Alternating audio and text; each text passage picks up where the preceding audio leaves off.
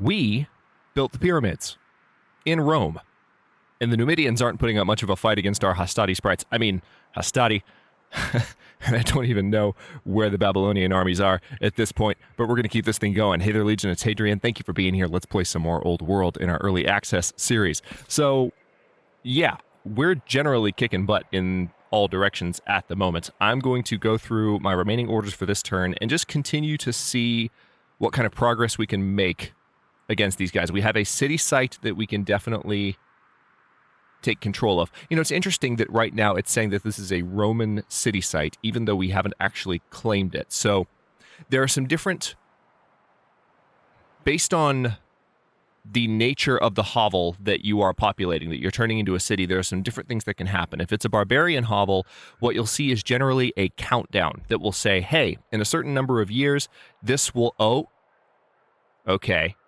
look at the tooltip. Upgrades to Numidian outpost in 10 years.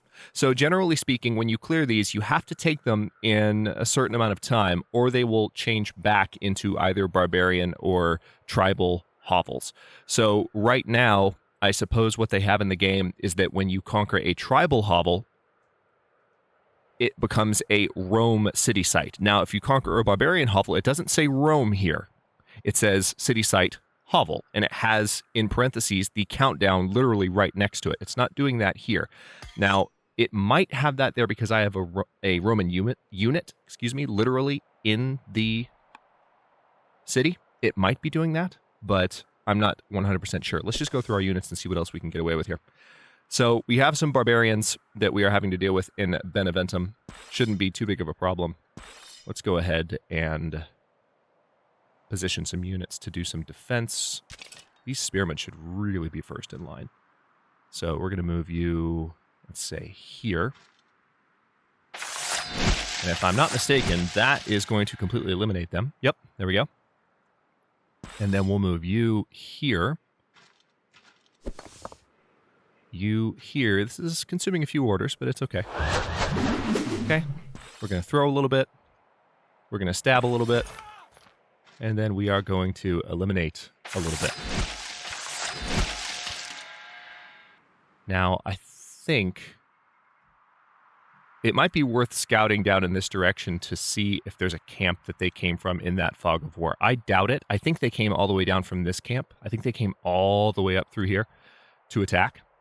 But we can probably move these forces down to attack the Numidians here anyway. So I might just keep going with these guys down this way and kind of move through this territory and maybe even get those barbarians. The thing is, though, remember, I have to get settlers to convert these to cities as I go. So it's going to take some time. We have a settler training in Rome. We have a settler training in Ostia. A worker training in Aratium. Let's see if there's anything we can rush. The settler we may be able to rush because Rome is a higher level city.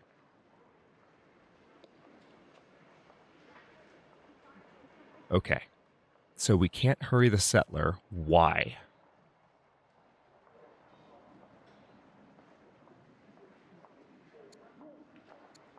I guess it's not something you can hurry. I guess you just can't rush. Because I can afford all of these. We still have to control 4 courthouses, by the way. I need to keep an eye on that particular ambition. Okay. So let's just go back through the queue here. One thing I haven't messed with too much are the civics projects in cities. Let's read this really quickly. Used to develop specialists and finish projects. Unused civics go into the national stockpile, which can be used to enact laws and establish theologies. Increase civics by building courthouses and forums 1.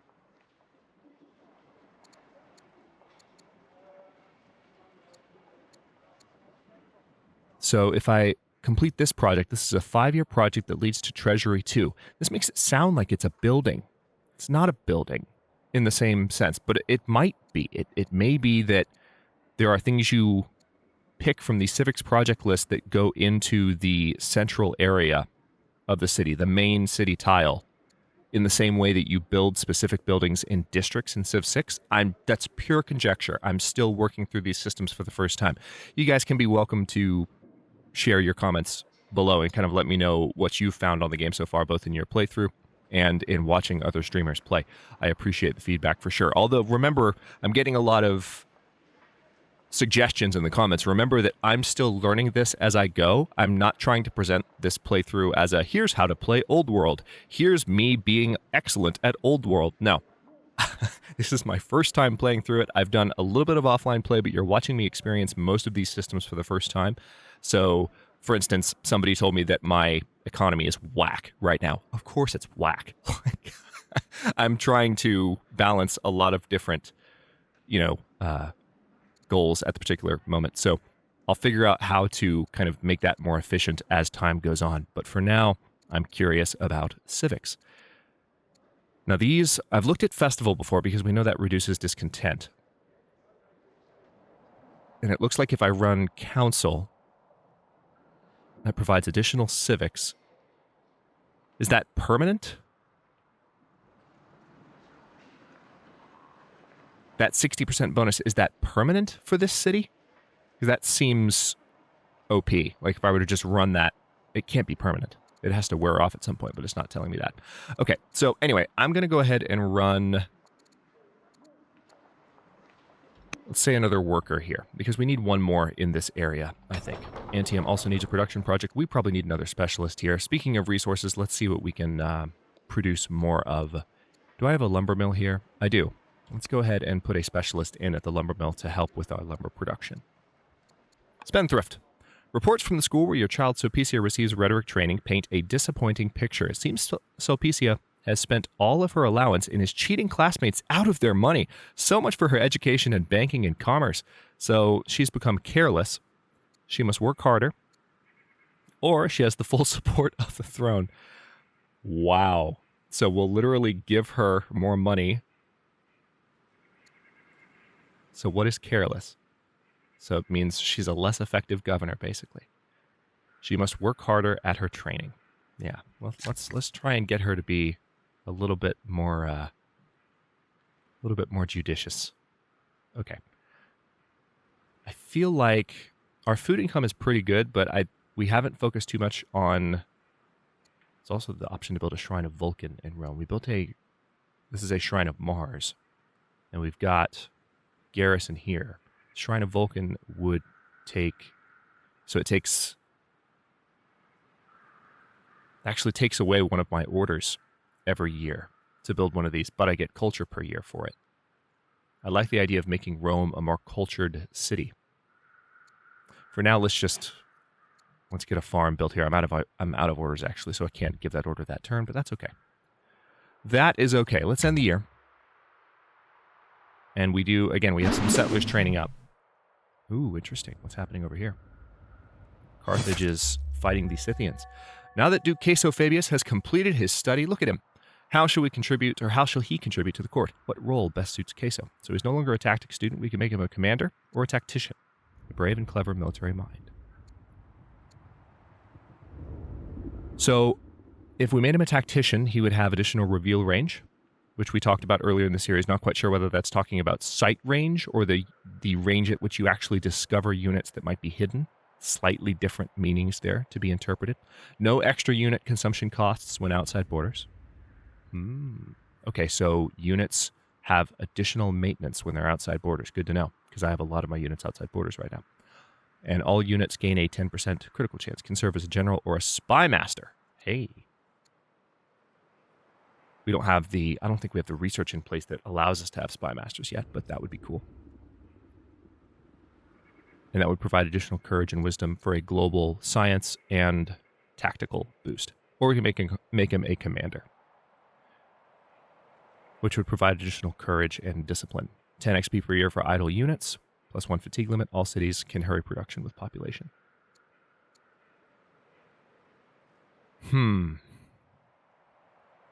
Let's take a look at our characters right now. I'm trying to see who else. All right, so you're 17, you're 18. I don't think I have that many other commanders right now. So Caeso could be good just to have as a general, but I could still have him. He could be a tactician and still be a general. Maybe be a spy master later in his life. Because, he's only 18 right now. We've got at least 30 or 40 more turns with him, assuming nothing goes horribly wrong. So yeah, let's make him a tactician. Let's go with tactician. I like that idea. All right, so we are at war with the Scythians, interestingly enough. We're at war with everybody on the map right now, with the exception of Carthage. And they'll probably declare war on me again before long. But we have 26 orders, so let's go ahead and use those, shall we? I'm going to go ahead and move just a couple of tiles at a time here. Although there is a hill there over that city, and I'm probably going to try and move to it. Move a little bit farther. All right, let's move you here. And you... you know what? No. Let's do...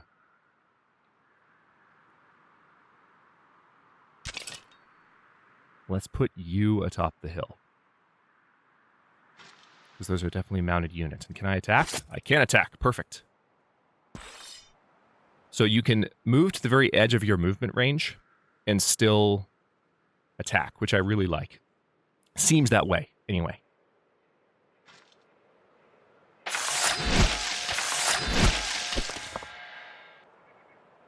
All right, so now this hovel is about to fall. We don't really have a settler ready for it, so we're going to have to, again, we're going to have to take this one hovel at a time, really. But that's okay. Now that we've cleared that fog of war and kind of know more what's going on in this area, I don't want to use up all my orders on moving this particular army, so let's just kind of inch them a little bit more slowly so that we can focus on these guys. Now, I mentioned last episode that I want to maintain a defensive front against this hovel, so I might leave some of these guys in position, like maybe this spearman and this slinger, and then move the rest of my units down here. Let's do that. I want to move you to this hilltop. Yeah, these units do need to heal. That's one thing I'll say.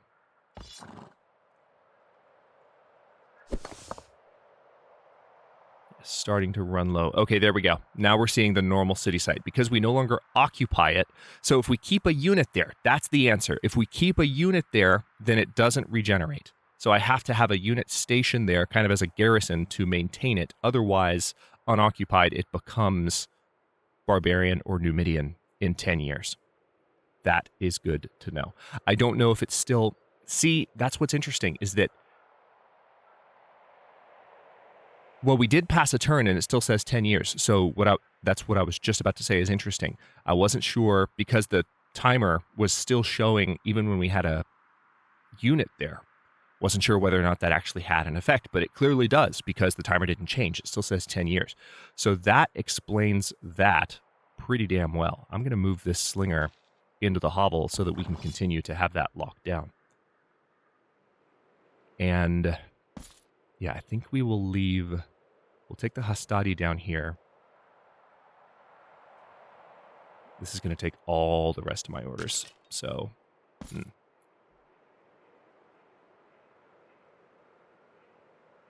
Tell you what.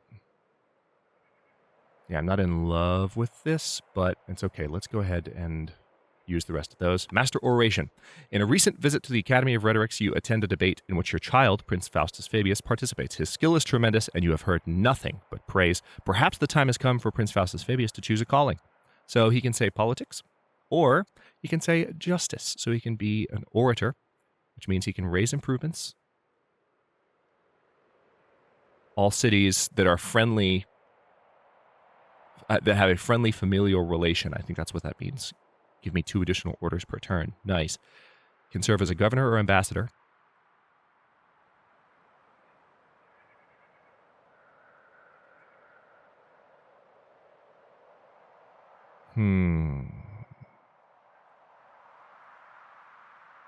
Yeah, I like... Oh, there's visionaries too, so he can gain the zealot trait. I was just looking at the first 2 choices, but there is a third. I think I like politics the most. Let's say orator. A broken crown. Scouts report increased activity along the nation's borders. We soon learn why. King Melishipach the warrior, the ruler of Babylonia, has been assassinated by members of his own council. This news has yet to reach the public, so we still have a chance to use it to our advantage. King Melishipach the warrior of Babylonia is doomed. Energize your troops and generals. Honor him with a heartfelt speech. So we could say, we could become compassionate. And it looks like we would gain a lot of science for that, or we can energize our troops and generals. I think our troops and generals are doing just fine, so I'm going to honor him with a heartfelt speech. After all, I mean, hang on, let's see if there's a... If he has... All right, he's literally our brother-in-law. So he is Hatsunu's brother. And she's our queen. So yeah, we're going to honor him with a heartfelt speech. Rome and Babylon in this particular playthrough have pretty close ties. I love the way the story is developing just organically as we go through here. So much more detailed than anything you would see in Civ, for sure. Which I freaking love. Okay, yeah, can't do anything else because we've used up all of our orders. So we will end the year and see where we go from there. More barbarians. Carthage is potentially having a little bit of trouble. Okay, so those guys getting attacked down there. News has arrived abroad that King Melishipach, the warrior of Babylonia, is dead. A new ruler, King Sabium, the new of Babylonia, has taken the throne. He's young. Ooh, he's young. He's 6. Babylon has a 6-year-old king. All right, so you guys seem to be struggling a little bit. I'm just saying. And this has been pillaged. Can I move a unit onto a pillage tile and do anything about it? Or does it have to be a worker? Probably has to be a worker, I would guess.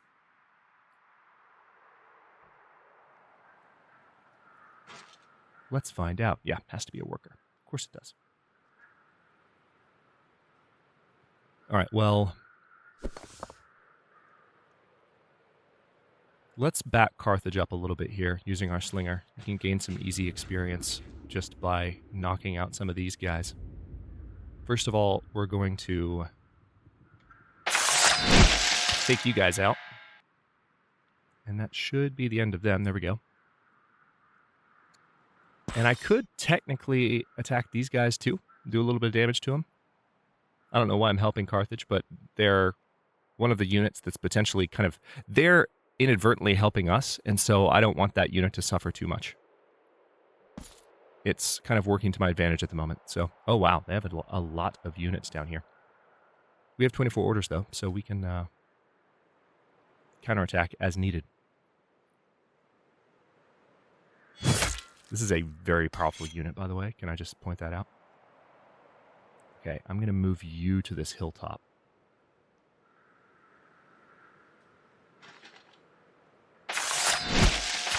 Nice. Now known as the Valiant. What does that mean? What, pray tell, does that mean? He's valiant.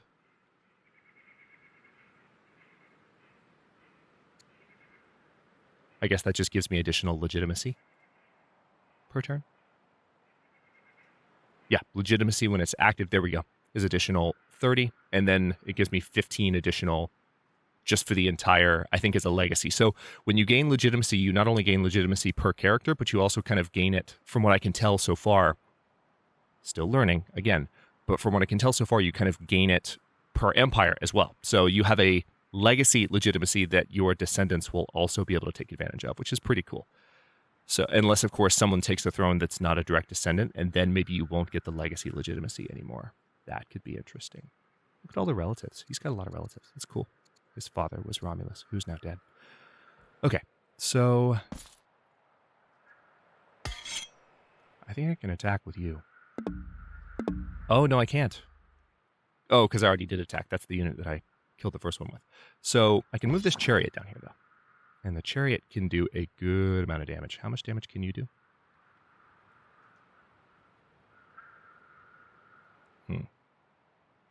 I'm not thrilled with this option because these guys are all on hilltops, I think. Yeah, hilltop, hilltop.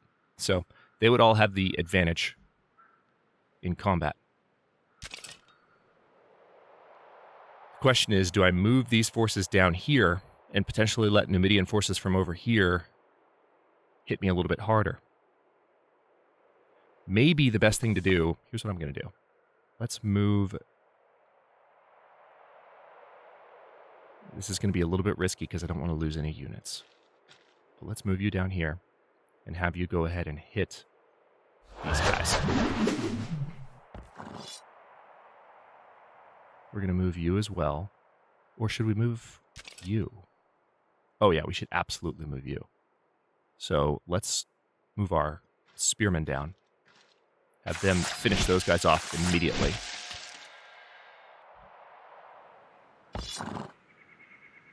Now we're going to move you. See? There we go. We're going to keep that occupied. And what we'll generally do is we're going to have this be our kind of guard point, because we can still get up to Ostia if we need to. One of the things that I'm adjusting to in playing Old World is what you just saw. The ability to move units considerable distances. And this applies not only to military campaigns where you can really rush a lot of units into a fighting situation quickly, as I've talked about in the series in the past, but it also applies to, like, the way that you can fiddle around with workers within the borders of a city. Like, you can say, don't want to do something on this tile? Oh, no, I want to do something on this tile instead. And you can undo moves if you like, but you also just have the option of moving workers about. I can't remember. I was doing some practice play last night, and a really good example of this came up. I was moving a worker around, and obviously I could have undone the moves, but it wasn't something where that was important. It was... And of course, you can also hold down control and see what's buildable on any tile. So you don't have to move workers to see what you can build. I think I was both scouting with a worker kind of on the edge of a territory looking for enemies that might be attacking. I think that's what it was.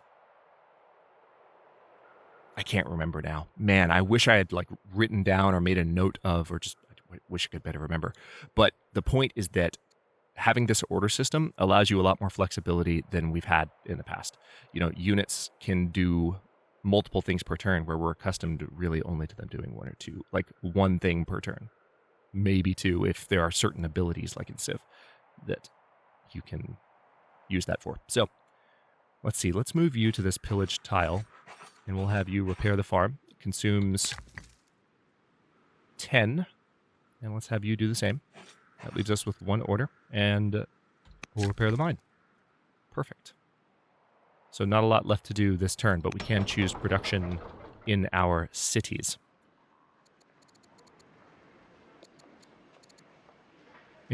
Interestingly enough, we don't have the ability to train another settler because we've been consuming food like mad to train them. So what I'm going to do is buy one with gold instead. Just held down Alt there. And then Golden Voice, what's this? News of your child's reputation at the Academy of Rhetorics has reached the palace. Apparently his songs and poems have mesmerized the teachers and other students. Such skills should help to determine Prince Faustus Fabius's future. Oh, good, he's eloquent. So this is really, really handy at certain points in the future. So Faustus looks like this now. He could be... Is he first in line? Yeah, he's the heir. Oh, that's wonderful. So he's a natural educator. So we can make him a scholar, or we can make him a diplomat. This is good news diplomatically for the series. If he's going to be the next in line, this is really, really good news. How old is his father? 40? Okay.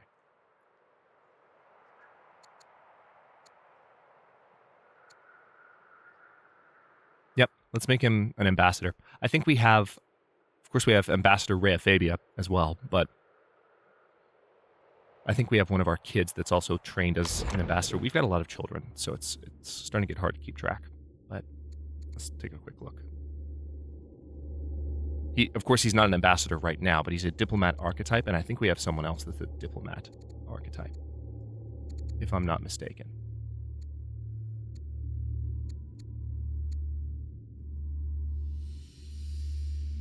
Maybe not.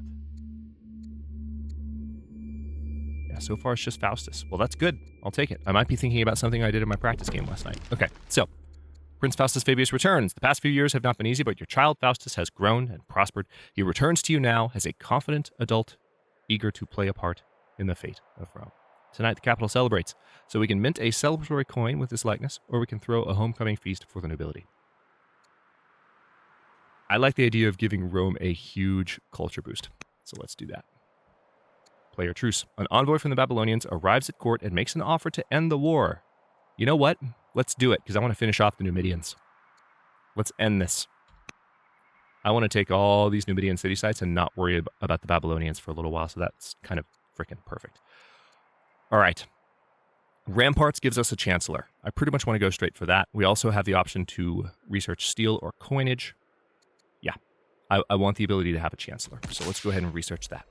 colonization or serfdom. Ooh, new law. Nobles in the court insist that we clarify our stance on economic systems. Do we support policies of colonization abroad, or do we explore serfdom here at home? The nation must grow and expand so we can buy tiles.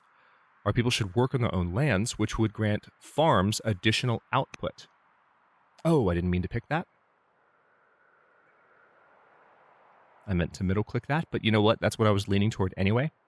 I was just about to say that I like the idea that all these farms we built be a little bit more... That was the one that I was probably going to pick, so that's okay. I don't know what just happened with my hand. But it was actually both of my fingers, my left and my right finger on my mouse, just decided to kind of press down. It wasn't a spasm. It wasn't like it wasn't the muscles contracting. It was, I don't know. They just were like, hey, I think I want to click a thing. Okay, whatever. So let's step back up here. This settler is done in Rome, which is great news. We're out of orders, but this settler will be able to come down to this city site and take it, and we will soon have this city site taken as well. So we're right at the end of the year here. This, I think, is a pretty good stopping point. In the next episode, now that we're at peace with Babylon, King Azurbanipal is furious with us. He doesn't like me at all. Can't imagine why. But in the next one, we are going to be taking over the Numidians fairly swiftly, I think. We have this hovel, which will pretty much be ours before long. This one, which will actually be conquered by the end of the next episode. And this one, so this one will be taken over. This one will be taken over. We'll have units stationed there. And then there are just 2 left that we can detect within this range. There are other Numidians out this direction, which we can then focus on. Whether or not that happens in this war is another question, but this will give us the ability to expand much more effectively to the south and not have any more threats down beneath us until we get to the edge of the map, which is pretty cool. Thanks for watching. If you enjoyed this one, don't forget to like the video and subscribe to follow along. New episodes are coming out every day at 10 a.m. U.S. Eastern Time. Comments are always welcome. Let me know what you think, and I'll see you next time.